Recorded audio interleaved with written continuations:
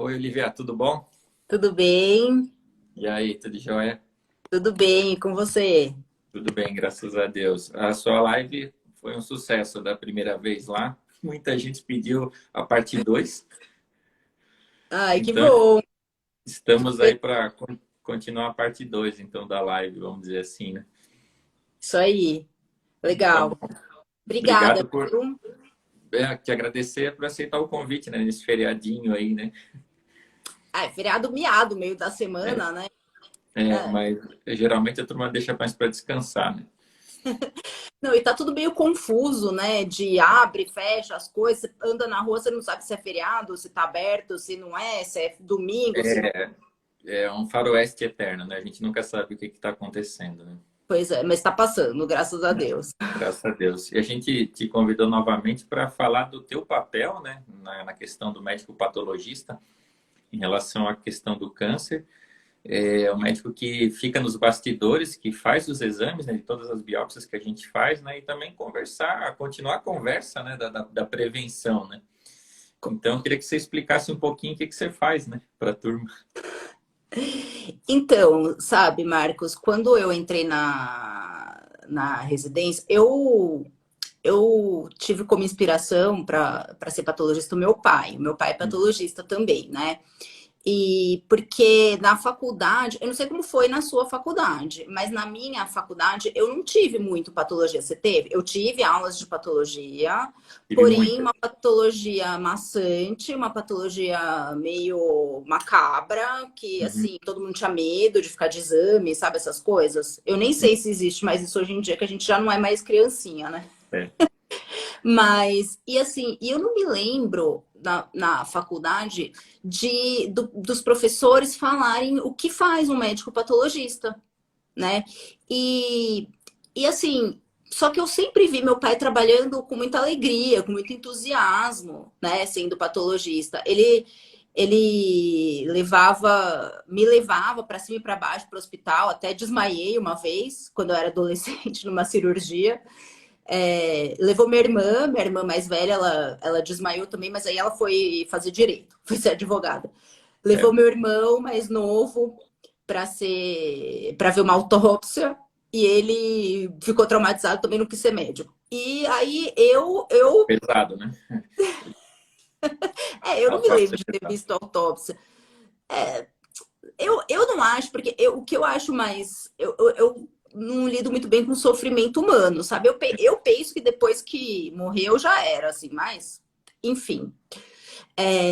E aí eu sempre vi ele trabalhando com muito entusiasmo e tal. E aí eu achei, na faculdade, eu não me identifiquei muito com a clínica, porque, assim, era a clínica, eu só achei legal o primeiro dia quando, sabe, no terceiro ano, quando você vai começar a propedêutica, que você Sim. sai de teto de casa, né? De aquele estetoscópio que você ganhou da tia ou da avó, e você vai pra faculdade. Achando que Todo... vai ser médico lá no terceiro ano, né?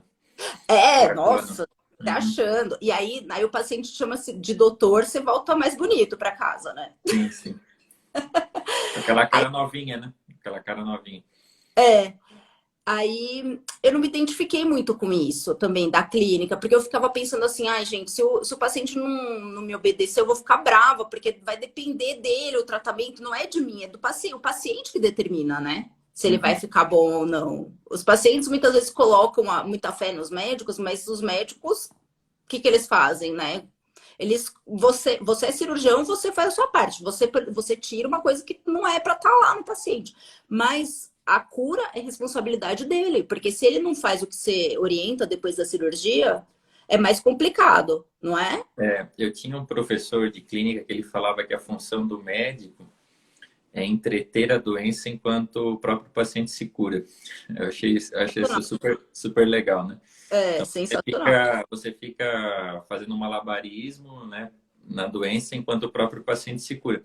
Mas a tua posição é uma posição assim muito definidora, né? Se a gente for ver, tudo que a gente desconfia, né, a gente brinca, né? O cirurgião desconfia e o patologista ele define, né? E você tem visto, eu acho que tem uma, como é que se diz, uma hiperestima, uma hiper, uma hiperestimação do número de câncer, né? E você acha que você, na sua prática, tem visto muita biópsia de câncer, ou tem recebido, ou a maioria ainda não? Não, a maior parte do. Então, muito legal a sua pergunta, sua questão. Isso foi o que me motivou a fazer meu perfil no Instagram.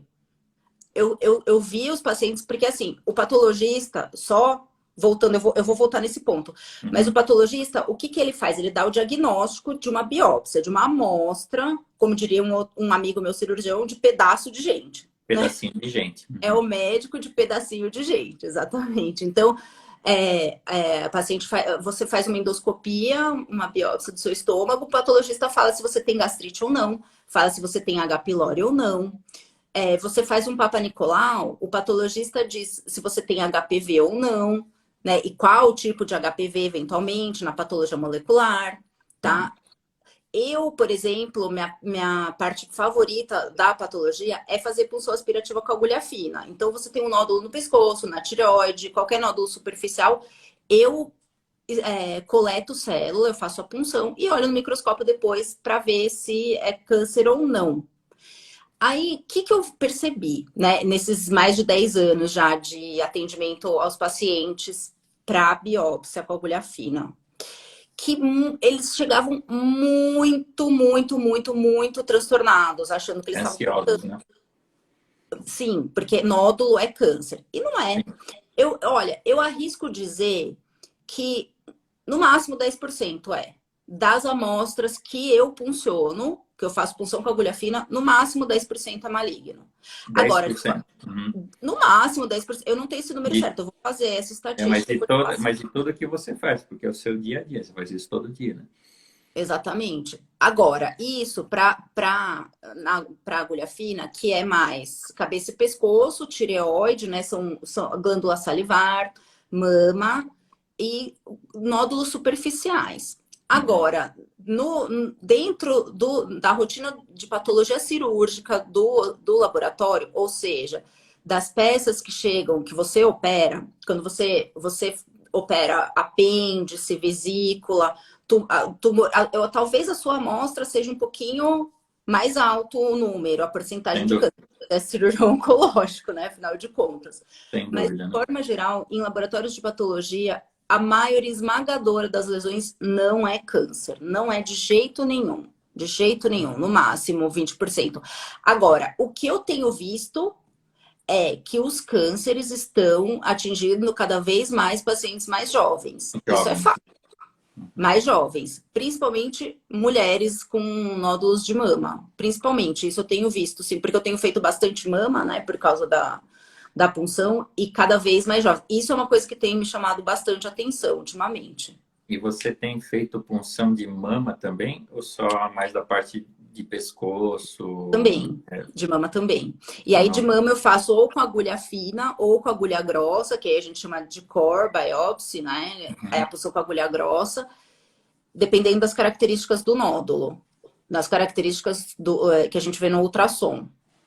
E você acha que, por exemplo, nas pacientes com suspeita, né, com nódulo de mama, é diferente assim, o nível de estresse para os outros tipos de câncer ou não?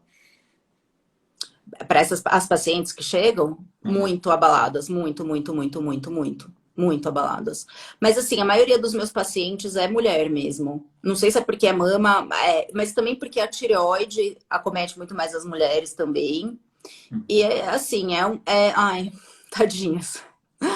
E aí, vendo isso, que o desespero das pacientes com nódulo, dos pacientes com nódulo, e sabendo que a maioria não é câncer, que eu resolvi começar a divulgar isso. Eu fiz um perfil no Instagram para começar justamente desmistificar isso aí, né? Exatamente, para falar, calma, pessoal, calma.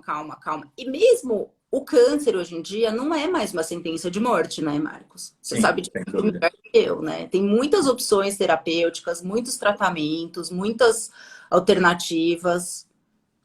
Exceto quando você tem assim umas narrativas como o prefeito de São Paulo, né? Que coitado, a gente não vai entrar na questão política, mas que desde o começo a gente até escreveu alguma coisa a respeito.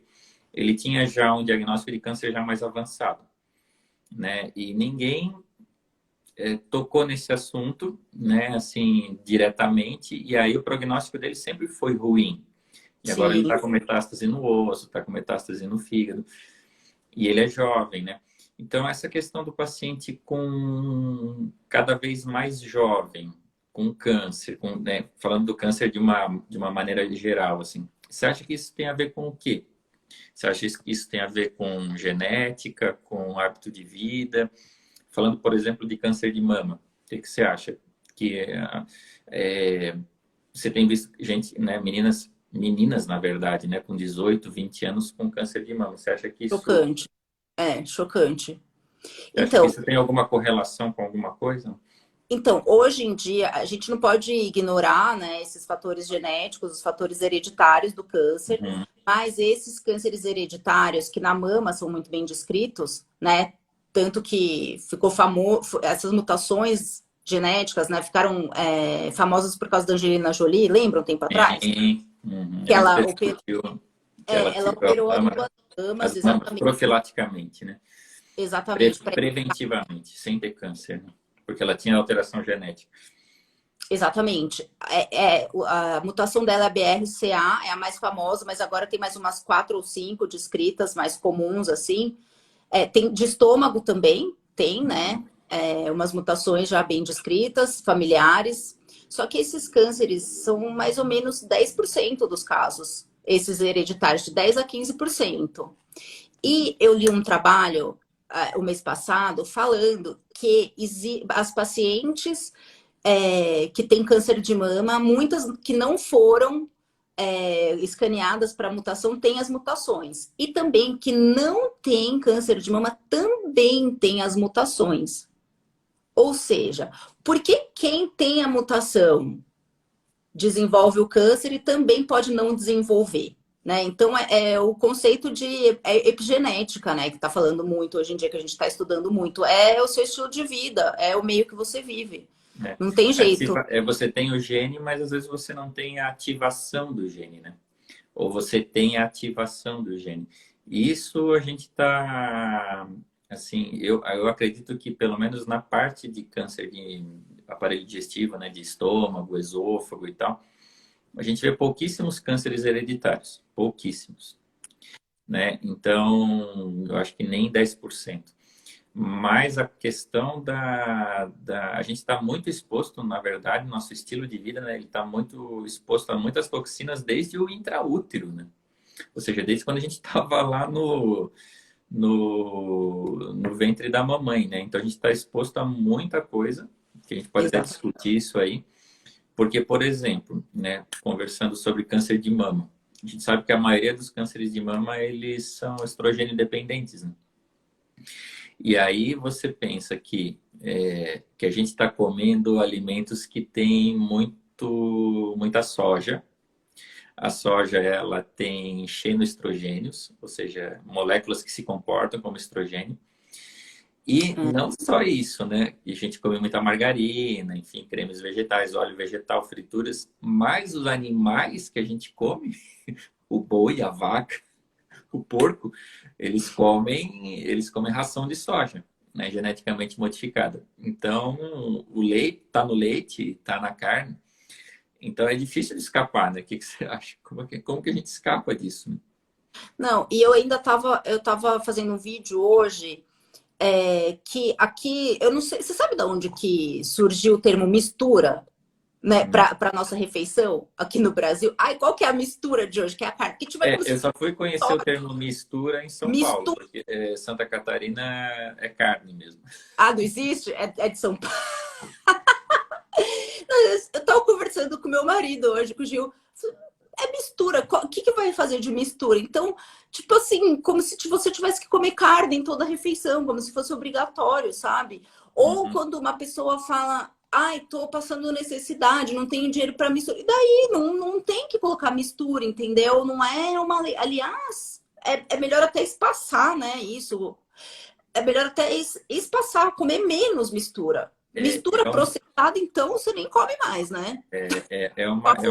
É uma grande discussão essa daí, né? Se a gente for considerar que a gente é onívoro, né? O nosso aparelho digestivo, ele é para carne e é para os vegetais. E a gente não tem absorção boa de várias proteínas, né? Vários aminoácidos das proteínas vegetais. A gente precisa da proteína animal. E tem várias teorias que a nossa cabeça, né, nosso cérebro, ele só se desenvolveu a esse ponto porque a gente, em algum momento, alguém matou algum outro bicho e comeu a proteína já mais complexa, né? Mas as recomendações hoje do consumo de carne estão ficando cada vez mais espaçadas, em torno de 2 a 3 vezes por semana, né? Carne vermelha, né? Porque está envolvido, ela está envolvida não só, não é a carne vermelha em si, na verdade, a carne é exatamente o que o gado come, né? Então, a carne vermelha em si, se você comer o gado que come capim, a carne do gado que come capim é diferente do gado que é da fazenda, que é o gado de estábulo, né? Que é o gado de ração. Então, a qualidade da carne é diferente, né? A qualidade do alimento é diferente. Só que os vegetais também eles estão cada vez mais processados e cheios de agrotóxicos, né? Então, a gente fica pensando assim, putz, não tem para onde fugir mais, né? Então, eu tava conversando com uma amiga minha que é radiologista e que fez nutrologia, que se especializou nisso, que é muito interessante. Eu acho fascinante também esse tema. Sim. Ela falou que o ideal, o recomendado atualmente é você variar a sua dieta. Sim, sem dúvida. O que pode acontecer de pior é isso que a gente faz, é arroz, feijão e mistura. Uhum. Todo dia, toda refeição. Arroz, feijão e bife.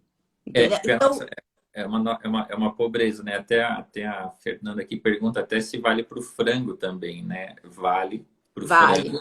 Vale. E assim, gente, o frango ele não toma hormônio, tá? Os bichos eles não tomam hormônio. Não. É muito caro tomar hormônio. Eles não precisam de hormônio, na verdade. Por quê? Porque quando você cria um bicho num ambiente hiperestressógeno, com muita luz, confinado, ele fica tão estressado que a única coisa que ele faz é comer. Então ele come o dia inteiro, não faz mais nada. O frango não cisca, o gado não anda, ele só come. Né? E aí ele cresce desesperadamente porque não tem outra coisa a fazer a não ser comer. Mas voltando, né, a nutrição é uma ciência que a nutrologia, né, é um boom, né, gigante. Né? Incrível. Incrível. E assim como não só a carne, mas o álcool também, né, Marcos? Porque o álcool, por onde ele vai passando, ele vai estragando, né, a superfície. Então, a boca, o esôfago, o estômago, ele vai passando e vai rasgando tudo. E tornando aquela célula pior, assim, menos preparada, com menos defesa, e que por isso que o álcool e o cigarro juntos são uma bomba explosiva para a célula, né? Para fazer câncer. Porque aquela célula desprotegida pela química do álcool absorve ainda mais a química do cigarro. Então, para boca, garganta, esôfago, é uma festa, né? De destruição. Exatamente. Porque as nossas membranas, né, elas são lipossolúveis, né? As nossas membranas, elas são solúveis na gordura. E o álcool, ele destrói essa barreira, né? Então, quando ele destrói essa barreira, a regeneração da célula é muito mais difícil e nessa regeneração ele permite que outras toxinas entrem. E tem uma grande discussão hoje em relação... Discussão não, né? Está bem estabelecido já que a microbiota, né? As bactérias que estão envolvidas no intestino, no estômago e tal, o papel delas na carcinogênese, né? Ou seja, na formação do câncer. E a grande discussão é com o H. pylori, né? H. pylori em relação ao câncer de estômago, né? O que você fala pra gente aí do coitado do H. pylori? O H. pylori, quando a gente vê a biópsia de estômago, quando a gente vê aquela biópsia super inflamada, com uma baita de uma inflamação, já vem H. pylori. É a primeira coisa que vem na mente. Exato, é rapidinho. Ele causa uma inflamação absurda no estômago, absurda, absurda. E até agora, até no duodeno, parece, né? Que já acharam Sim. H. pylori também. Mas no estômago, é uma coisa horrorosa. Às vezes até eu olho no microscópio e eu falo assim, ai meu Deus, essa pessoa tá com dor. De tão inflamado que tá o estômago dela. E esse processo inflamatório é aquela história. É carcinogênico também, né? O processo inflamatório, porque ativa um monte de substâncias, de proteínas reguladoras do ciclo celular, leia-se divisão, multiplicação das células. E a inflamação desregula tudo isso. Então, essa bactéria, ela é um fator de risco não só para o carcinoma, né, que é o tumor do Câncer. peito, do Uhum. covas, que é o carcinoma gástrico, como para o linfoma, que é o câncer dos linfócitos, que não é tão raro assim também, eu acho que é o segundo tumor mais frequente do estômago, que é o É o segundo. linfoma. Uhum. É o segundo tumor. Então, oi? Não, é o segundo tumor. Inclusive, o linfoma do estômago, né, do aparelho digestivo, ele é uma causa de cirurgia de urgência. Por quê? Porque Em criança tem, né? ele tem um crescimento relativamente rápido, entope a víscera e a gente às vezes opera achando que é um câncer de estômago e na verdade sem biópsia e na verdade é um câncer do sangue, entre aspas, né? Que é o linfoma, que isso tem até um prognóstico um pouco melhor, né? Então, isso tá bem descrito. Mas você acha que o H. pylori é culpado sozinho do câncer de estômago? Ou porque, assim, se a gente for pensar, né? Muita gente tem H. pylori. E aí tem uma pressão da indústria farmacêutica gigantesca que quer que a gente trate o H. pylori indiscriminadamente. Eu sempre fico com um pé atrás, né? É Eu sempre mesmo. fico com um pé atrás. Sim, no último congresso de gastroenterologia, foram vários trabalhos já recomendando tratamento indiscriminado, meio que profilático, porque isso diminuiria no longo prazo as cortes, os pacientes ainda estão sendo analisados, diminuiria no longo prazo o risco de evolução para câncer de estômago. Tem biópsia, assim, só com dor, só com história, Não, com... com biópsia, Ah, com mas biópsia. não, com biópsia sim, mas o tratamento indiscriminado, ou seja, tratar todo mundo que tem H. pylori em biópsia de estômago ou em teste de urease por uma suposta prevenção do câncer de estômago, né? Então, a gente fica pensando um pouco na história. Só conversar com as pessoas aqui, muita gente entrando, tal. Se vocês quiserem mandar suas dúvidas, podem mandar, viu, gente? Pelo amor Tá. de Deus, aqui a gente tá. Se a gente não souber responder, a gente vai dizer que não sabe, não vai enrolar. Lógico, seu menor problema. Sem o menor problema. Mas, assim, a gente pensando na patogênese do câncer de estômago, né? O H. pylori está envolvido, muitas vezes não está. Ele pode ser gatilho ou não. Só que se a gente pensar lá na tuberculose, eu sou craque por falar em tuberculose que eu já tive.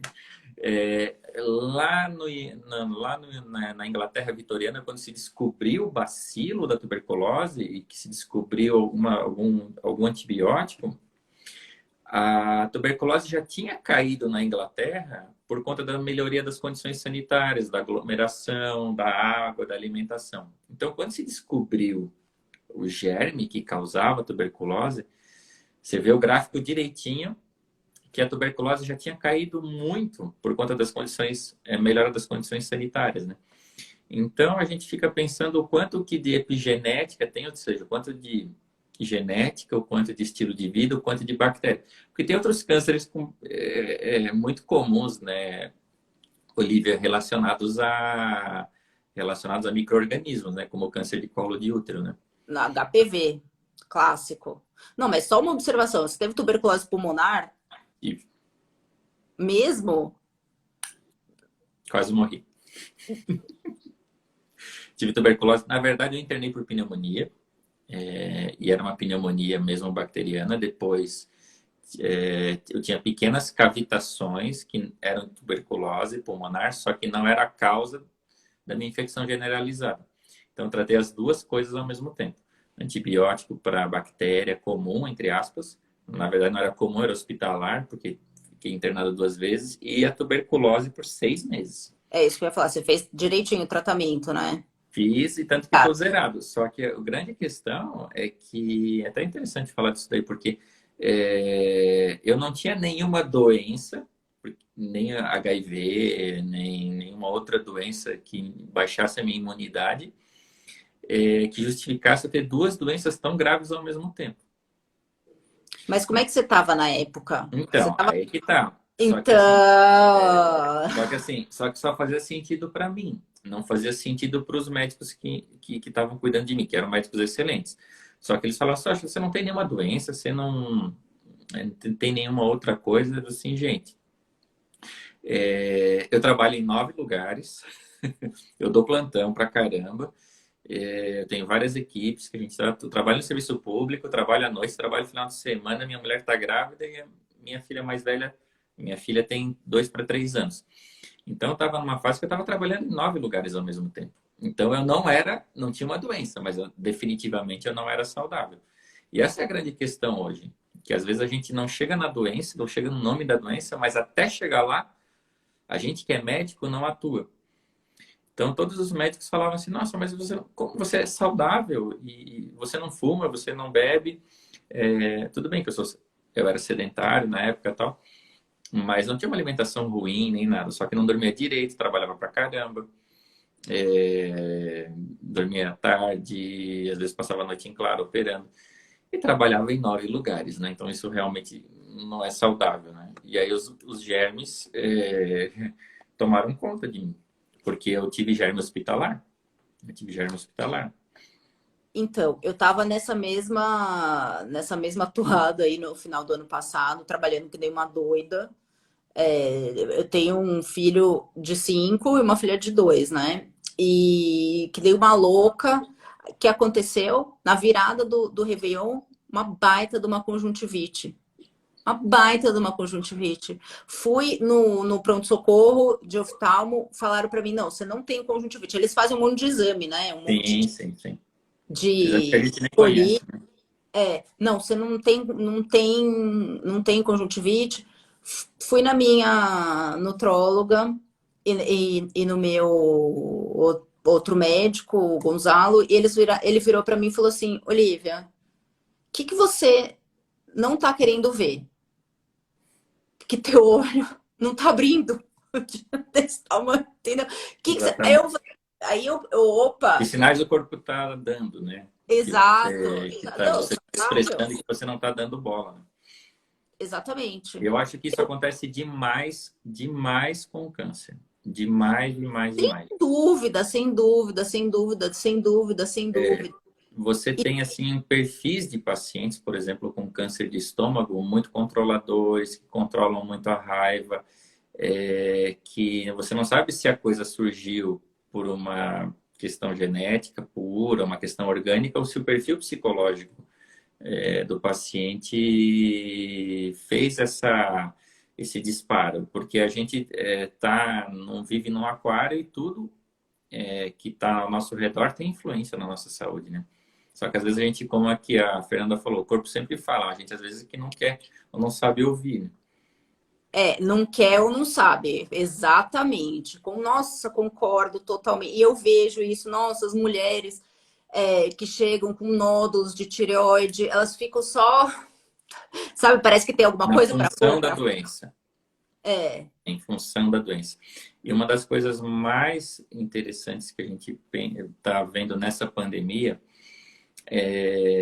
até hoje coloquei no Instagram uma publicação recente de um jornal de medicina esportiva britânico, analisou 48 mil pacientes com Covid.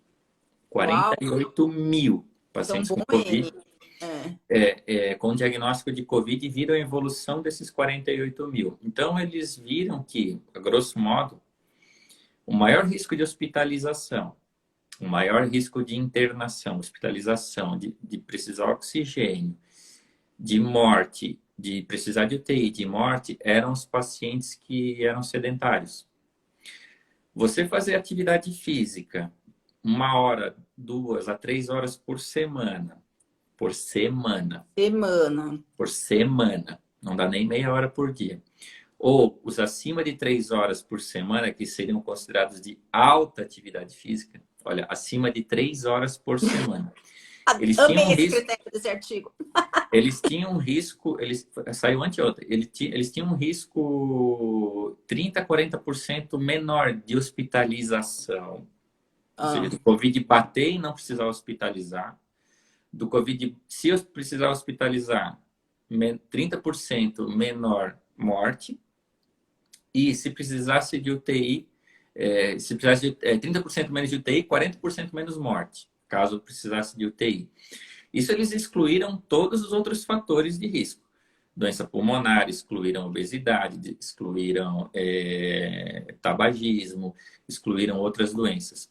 Porque é engraçado a gente ver que os fatores de risco para câncer, de pior prognóstico para câncer, são muito semelhantes aos fatores de risco para infecção. Muito semelhantes. Obesidade e para e doença cardiovascular também. para doença cardiovascular. E a gente vê que isso é uma questão inflamatória. Inflamatória, que você fazer alimentação inflamatória, obesidade, diabetes, cigarro, ativação da aterosclerose, doença cardiovascular, alteração inflamatória das artérias e das veias, né, do coração principalmente, e do cérebro. E isso está intimamente, todos esses fatores de risco estão intimamente relacionados ao câncer. E quando você faz, daí você pensa assim, daí os pacientes sempre perguntam, né, poxa, mas o fulano de tal era um atleta, não fumava, não bebia e teve câncer. Bom, aí também, mas a gente está falando em risco, né? Você diminui Claro. risco. Tudo E que a gente outra, é estatístico. É estatístico e, assim, claro que cada caso é um caso. Eu acho que a estatística é importante para a gente, né? Para a gente ter um norte, mas sempre, cada caso é um caso, lógico. Sem dúvida. porque você tem que falar em baixar risco, né? Então, assim, baixar risco. E é muito, muito interessante a gente ver que os fatores de risco relacionados à piora de infecções, a suscetibilidade de infecção, qualquer uma, inclusive Covid, estão relacionados à gênese do câncer. É incrível a gente pensar nisso, que está tudo muito, muito, muito relacionado. Isso eu não sei, se isso você vê nas pacientes que você, por exemplo, se tem algum perfil nas pacientes que você faz a punção dos nódulos, seja da tireoide, da mama, você vê algum perfil assim das pacientes? Não. Olha, a maior parte é sobrepeso. A maior Obesidade. peso, Uhum. sendo pelo menos sobrepeso, sem dúvida. Tanto é que, assim, muitos pacientes, a semana passada mesmo, eu tive um caso de um paciente que achou que estava gordinho, foi no endócrino para perder peso, ele pediu um ultrassom de tireoide, achou um Uhum. nódulo e é um carcinoma papilífero. Então, Você o acha que isso que eu ia te perguntar? A obesidade ela realmente está relacionada a todos os cânceres, né? Todo mundo que é obeso tem mais câncer que a população em geral de todos os tipos. pois Mas é. você acha que da tireoide está muito mais relacionado? Não? Não só está mais relacionado, como também tem trabalhos hoje descrevendo que a obesidade é um fator de risco para o carcinoma pior. Porque o O carcinoma. anaplásico? Não, o papilífero mesmo. Tem um papilífero que tem uma mutação BRAF, que é a Uhum. mesma do melanoma também, diga-se de passagem, uma das mutações. Eles acharam que a maioria dos pacientes que tem essa mutação são obesos, entendeu? Então, a obesidade, além de ser correlacionada com câncer, ainda é correlacionada com câncer que evolui, O que é pior, pior. que é maligno ainda, entendeu? Que tem um pior prognóstico ainda. E assim, e ainda tem gente hoje que ainda acha que é gordofobia, né? Que a gente tá pegando no pé das pessoas, que meu corpo, minhas regras. Essas coisas que você vê por aí. Não, tudo bem. Todo mundo é livre, mas, né? Tem, assim, a gente. A minha psicóloga fala uma coisa muito interessante, né? O plantio ele é optativo, né? Opcional, mas a colheita é obrigatória. Isso é bíblico, inclusive, Né? lógico, Então, maravilhoso. você planta, né? Você Você tem. pode. Lógico que eu estou dizendo que não é a culpa da pessoa obesa ser obesa, né? Porque tem Não, vários fatores hormonais, é extremamente complexo, uma doença extremamente complexa de difícil totalmente, cada tratamento, vez mais. Cada vez mais a gente dificílimo descobre tratamento, porque a a gente complexidade. a obesidade, a gente tem mecanismos hormonais que tomam conta do cérebro e contra a vontade da própria pessoa. Então, por isso que é tão difícil combater a obesidade. E por isso que a gente não tem nenhuma fórmula, né, para tratar a obesidade, porque é uma doença multifatorial. Mas a gente não pode fugir da polêmica, né? Não pode fugir da questão biológica, né? Que a Sim, inflamação crônica que a obesidade causa, ela causa mais câncer, né? E principalmente aqueles cânceres, eu acho que relacionados aos sistemas mais endocrinológicos, mama, tireoide, mas também relacionados ao aparelho digestivo, né? sim, porque hoje em dia eu estava estudando, isso é muito interessante, que o tecido adiposo, né, que é a gordura, é um órgão endócrino, É o órgão né? endócrino, exatamente. Um monte de hormônio liberado da gordura, um monte, um monte, um monte. E a gordura libera hormônio independentemente, às vezes, do sistema nosso. Ela libera hormônio por si mesma e ela se autorregula. Só que esses hormônios, eles afetam o cérebro. Então, você tem uma retroalimentação como se fosse um câncer, entendeu? Um tecido que funciona sozinho, sem controle nenhum e que toma conta. Olha, um tecido que funciona sozinho, que toma conta e que desvia o metabolismo para ele, essa é a definição do câncer, né? Total, Então, claro. essa é a definição do câncer. Então, a gente fica cada vez mais achando que tem tudo a ver com tudo, né? A gente não é mais uma uma coisinha separada uma da outra. E outra coisa que eu queria te perguntar, você está achando que a medicina ela está caminhando? Você que é uma médica assim extremamente, vamos dizer assim, técnica, né? Extremamente. Você acha que a medicina está caminhando para um lado que vai ser melhor para a saúde das pessoas? A gente só ainda está muito focado na doença. Sendo que uma opinião de uma médica hiper, né? Assim, tecnológica. Eu acho que o quê? Como é que é? Repete. Você acha Que a que medicina está caminhando para um lado que favoreça mais a saúde e não a doença. doença? Olha, eu Eu vou acho que falar. essa nossa live já responde isso. Fazer uma live com uma médica patologista. Não, então, o que que eu vejo? Eu acho que uma amostra de como a gente é dividido, como nós médicos somos divididos, é o que está acontecendo com esse tratamento da Covid-19, Sim, certo? Tem duas vertentes, sem dúvida. certo? A que trata, a que dá que até chamaram de kit. Não tem kit, meu. Paciente, você trata o paciente. Pelo Inclusive, amor. inclusive se a gente escreve alguma coisa falando tratamento precoce ou acolhimento precoce, a gente é censurado. Censurado tanto pelo Instagram, quanto pelo Twitter, quanto pelo Google, YouTube e pelo Facebook. A gente é censurado. A gente toma um gongo aí de 2, 3 dias. A gente é propagador de fake news, né? Surreal, né? É, Surreal. Não, aquele dia que a gente foi fazer a live, que eu não estava conseguindo andar, eu tinha falado sobre a pandemia no dia seguinte, eu tinha feito um negócio, então eu não sei se está relacionado, mas enfim. Mas assim, eu não trato, né? Mas eu vejo sim. isso, eu dou diagnóstico. Então, eu acho que. Porque você pega a pessoa no final, né? Quando a pessoa já está hiper estimulada por N fatores emocionais, por informações fragmentadas, né? E você vai para definir. Exato. Então, É o mas eu porteiro, né? tem essas duas vertentes, né? A vertente que trata a doença é muito forte. E assim, acho que não cabe aqui justificar o porquê de cada uma, né? Porque Não, cada uma tem suas peculiaridades, mas tem a vertente que trata a doença e tem a vertente que trata o espera. paciente. que promove saúde, Uhum. certo? Que espera promover saúde em vez de tirar a doença ou detectar a doença. Tem essas duas vertentes. Eu, Olivia, acredito que a saída é promover saúde.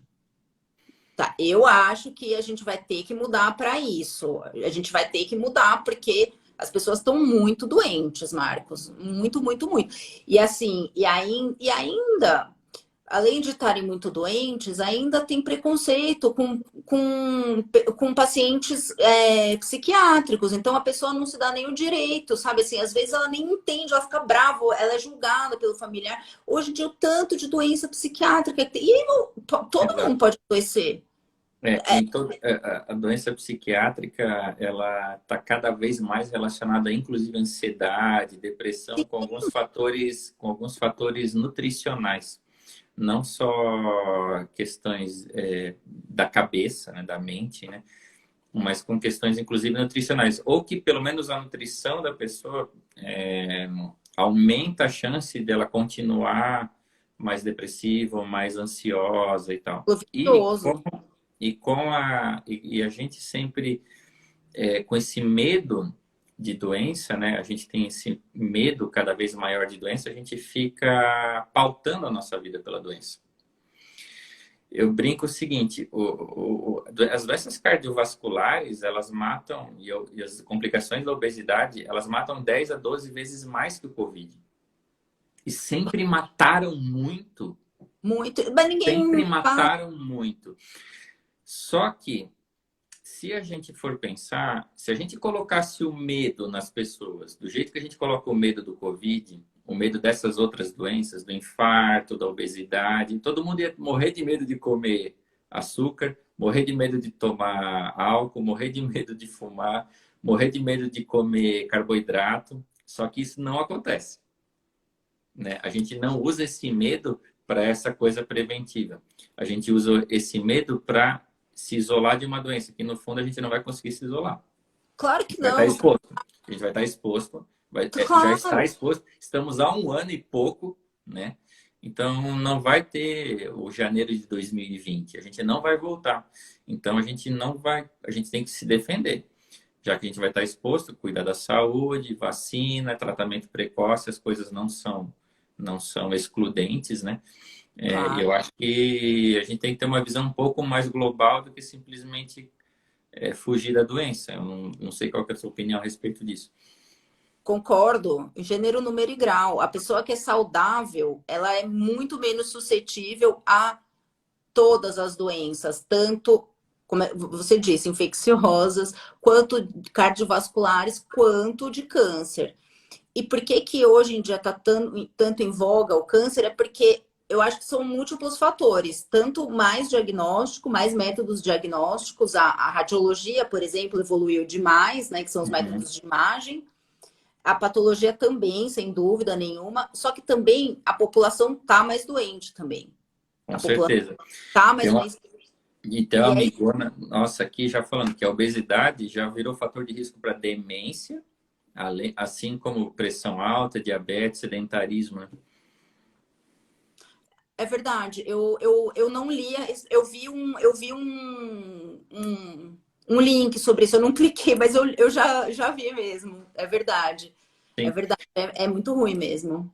Porque eu até te interrompi, mas assim como o tecido adiposo é um órgão, a gente esquece do músculo.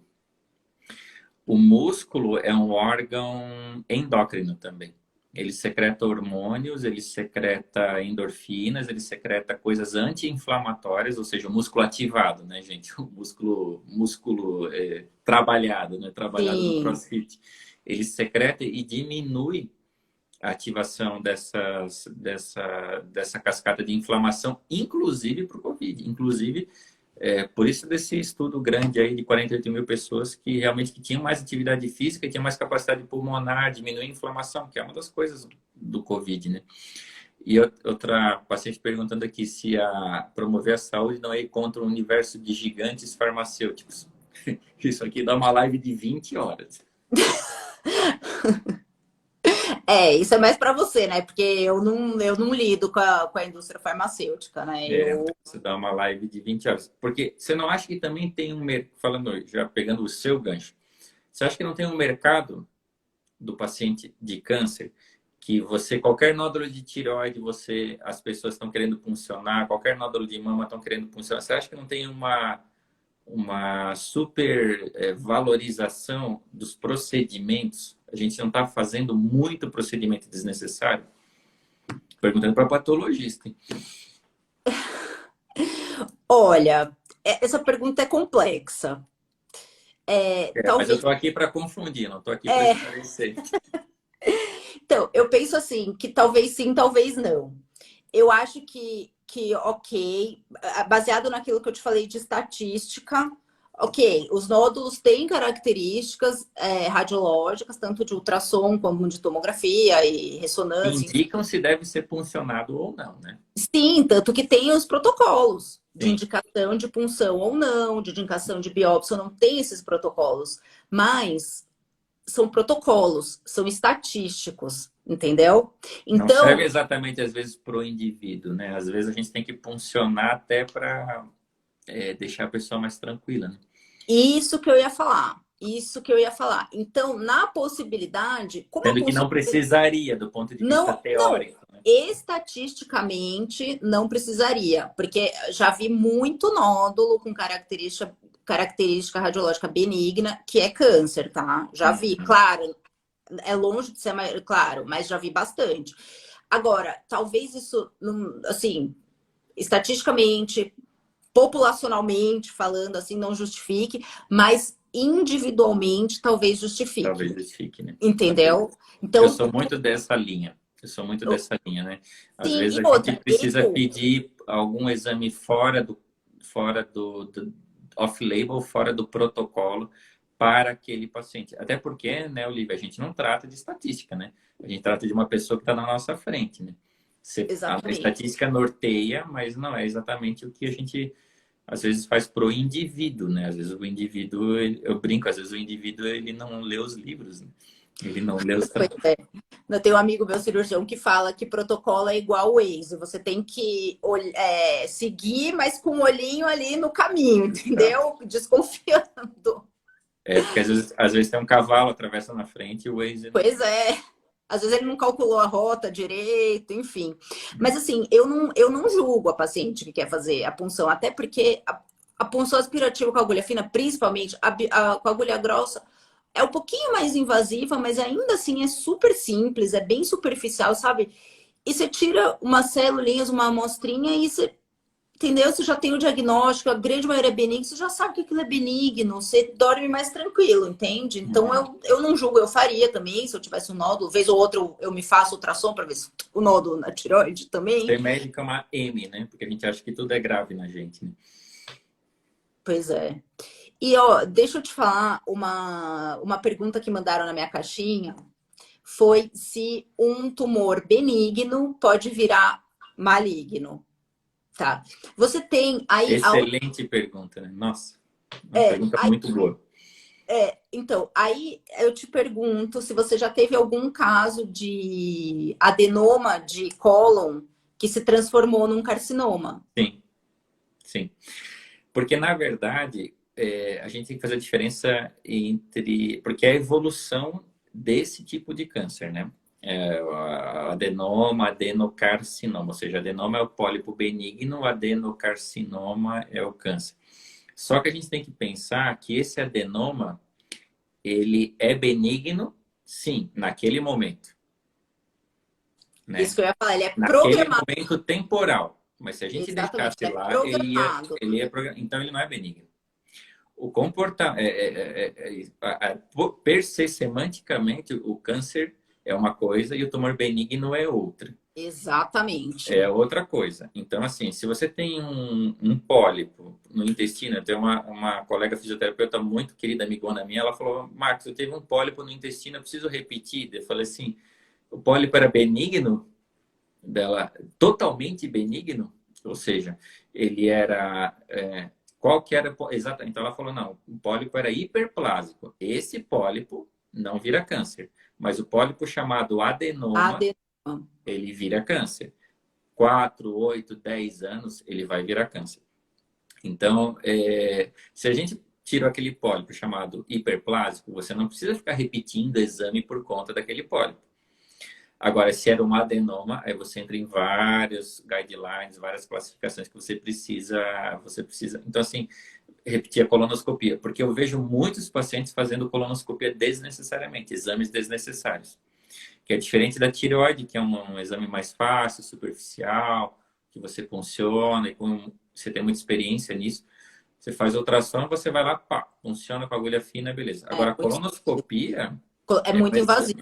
É invasivo, é um exame que desidrata muito, tem um preparo horrível. Acima dos 80 anos não é recomendado. Pelo amor de Deus. E tem um risco que ninguém fala, mas de perfuração do intestino. E Marcos, já operei umas 8, 9 pessoas que morreram por colonoscopias com perfuração do intestino. Entendeu? Então, assim, uma gota no oceano. Então, a gente não pode ficar pedindo esse exame à torta e à direita, fazendo em clínicas muitas vezes e tal. Às vezes, antigamente a gente fazia sem anestesia, só com sedação, hoje é com anestesista. Então, imagina, na minha época, 15 anos atrás, fazia colonoscopia só com uma injeçãozinha de uma sedação e pronto. Hoje em dia, graças a Deus, é com anestesista, mas é uma questão que a gente, pelo menos eu vejo muita gente às vezes fazendo colonoscopia sem precisar. Então, mas a minha resposta para essa pergunta é que não existe isso, de tumor benigno virar maligno. Não tem. O carcinoma... Em resumo, né? Eu falo pra caramba, mas em resumo... Tumor benigno é uma coisa, câncer é outra. Né? Não, e até me perguntam muito de mama, né? Se o fibroadenoma de mama pode virar carcinoma, que é o câncer de mama, e não pode. Não pode. O câncer, ele é programado para ser câncer. Exatamente. Ou naquela briga lá da divisão celular, do ciclo celular, por conta do nosso estilo de vida, ele vira câncer. Mas ele não vai... deixa eu ver se eu vou ser benigno ou maligno aqui. Não, é isso aí. Não existe. Porque você nunca... As pessoas acham que o câncer ele simplesmente aparece do nada, né? Mas, na verdade, ele não aparece do nada. Você não acorda com câncer. Você tem várias alterações celulares e tal, mais rápidas ou menos rápidas, né? Meses, anos, como, por exemplo, no intestino, que passam por um comportamento, entre aspas, benigno, mas que não é benigno. É um comportamento que naquele momento não era benigno, não é maligno, né? Que é exatamente o câncer de intestino, que você tem um adenoma, que ele vai virar câncer em algum momento. É uma questão de tempo. Mas é uma questão de tempo. Você não sabe, a média de 4 a 8 anos, quer dizer, média, né? 4 a 8 anos não é nenhuma média, mas assim, mais ou menos é isso. E que mesmo assim, quando ele vira câncer, ele vira um carcinoma pequenininho ali localizado. Que às vezes com a coluna só tirando você resolve. E o câncer invasivo ainda demora mais um tempo. Né? Ou seja, que você precisa de uma cirurgia de retirada do intestino, ainda demora mais um tempo para ele surgir. Então, não são N fatores, né, relacionados que se a gente for esmiuçar cada um, né, a mama tem vários tecidos, né, diferentes, né? A mama não é uma coisa só. Tem glândula, tem ducto, tem a parte fibrosa, a gordura. Então, fibroadenoma é uma coisa, que é um tecido que não vai... Diferente do ducto, que é onde tem o câncer. O pâncreas também, né? Se pensar no pâncreas, né, que é ductal, que é lá no ducto. Então, assim, é muita coisa diferente, né? Para a gente colocar tudo no mesmo balaio. Mas, ó, tumor benigno é benigno, e maligno é maligno, as coisas não se conversam, né? E se ele era maligno, ele passou por uma fase que ele não foi descoberto. Né? E só para finalizar disso de benigno e virar maligno, que é benigno entre aspas, que é um câncer que eu não me conformo de ser tão alto índice, é o câncer de colo de útero, que ele é totalmente prevenível. Com o Papa Nicolau. Meninas que estão aqui, por favor, que estão assistindo, não deixem de fazer Papa Nicolau. Um Papa Nicolau a cada 3 anos já. E a vacinação, né? Não, a Atualmente é vacina. vacinação. Assim, a vacina para as nossas filhas. Pro meu sobrinho, que vai fazer 12, já vai ter. Mas assim, a gente está ainda numa fase de transição, né? Da Sim, vacina do HPV. a gente precisa das duas coisas, precisa de todas as armas, né? Não, com certeza. Mas ainda tem um pessoal que não tomou a vacina, que quando ela foi desenvolvida, a nossa geração já tinha sido muito exposto ao HPV, né? Então não faz muito sentido, né? Uhum. Tomar vacina. Mas assim, e o Papa Nicolau é assim, é mais simples que a punção, né? Se Não. bobear. Mais, menos invasivo que uma punção aspirativa. E é um exame simples, barato, que previne o câncer de colo de útero. Nossa, eu fico muito bravo com o câncer de colo de útero, gente, porque Ó, sofre pra caramba e não precisa. Não precisa. Quando você. E assim, mesmo no colo uterino, esse câncer de virar de uma alteração que o ginecologista, que o patologista pega no Papa Nicolau até virar um câncer invasivo, 10 anos mais ou menos. 10 anos. Uhum. 10 anos, em média, né? Claro, né? Tem uns que são mais agressivos, mais rápidos, mas assim, você já detecta aquilo, você já faz uma cirurgia, você já resolve e aquela paciente está curada. Entendeu? Exatamente. Então. Até minha mãe está perguntando aqui, por que que não se faz Papa Nicolau acima dos 65 anos de idade? Não sei por quê. Porque eu sei. É porque Graças a Deus. Tá acabando o nosso tempo. é sua Faltam mãe que 3 minutos. bonitinha. 3 minutos. Não, é porque teoricamente, nos 65 anos, a mulher não é mais exposta ao HPV. O câncer de colo de útero é causado pelo HPV, na maior parte dos casos, ou 99,9%, e o HPV ele é transmitido via sexual. Então, teoricamente, nessa idade não há mais tanta exposição. Tanta promiscuidade, né? Tanta Mas faz promiscuidade, sim, exposição, mas faz, né? mas faz, deve fazer. É, Deveria fazer. é, Mãe, cobre do ginecologista, sim, é legal fazer. É legal. Mas é não mesmo. é tão comum nessa idade, né? Assim É, como na idade de 20 anos, se der uma alteração, se tiver alguma jovem aqui que teve alguma alteração no Papa Nicolau, se for aquele a gente chama de lesão de baixo grau, que é a mais comum, uhum. a maioria não vai virar um câncer, você só vai melhorar a sua imunidade para o corpo brigar com essa infecção viral. Você vai melhorar a sua imunidade, fazer tudo que eu e o Marcos falamos durante a live inteira, de atividade física, se alimentar bem, buscar a sua saúde, que o corpo vai se resolver com esse Sem HPV, com dúvida. essa lesão de baixo grau. Agora, as mulheres na minha idade, né, por volta dos 40, que tem a lesão de alto grau, que é mais preocupante, mas que pegou no Papa Nicolau, resolveu. Não vai virar câncer, tá tudo bem. Ok? É, Não se preocupem, meninas, fiquem tranquilas. Só façam o Papa Nicolau, por favor. prevenção é tudo. Prevenção é tudo. Olivia, muito obrigado mais uma vez aí pela disponibilidade e parabéns pelas suas mudanças de paradigma, hein? Não, E a gente tá caminhando para uma medicina da saúde. Isso é, sem dúvida, muito salutar mesmo. com certeza. Obrigado mais uma Até vez. mais, gente. Boa noite. Obrigadão. Um Tchau, tchau. beijo grande, Salva, agradeço a hein? todos. Salva. É, Salva a live. não salva mais no rolo da câmera, viu? Não salva mais. Tá. E não salva. Eles só querem que a gente fique só no Instagram agora. Obrigado, gente, pela participação, pelas perguntas. Um beijo grande e vamos Beijo, programar gente. mais Boa coisas noite. aí. Tudo de bom. Tchau, tchau. Um beijo. Tá.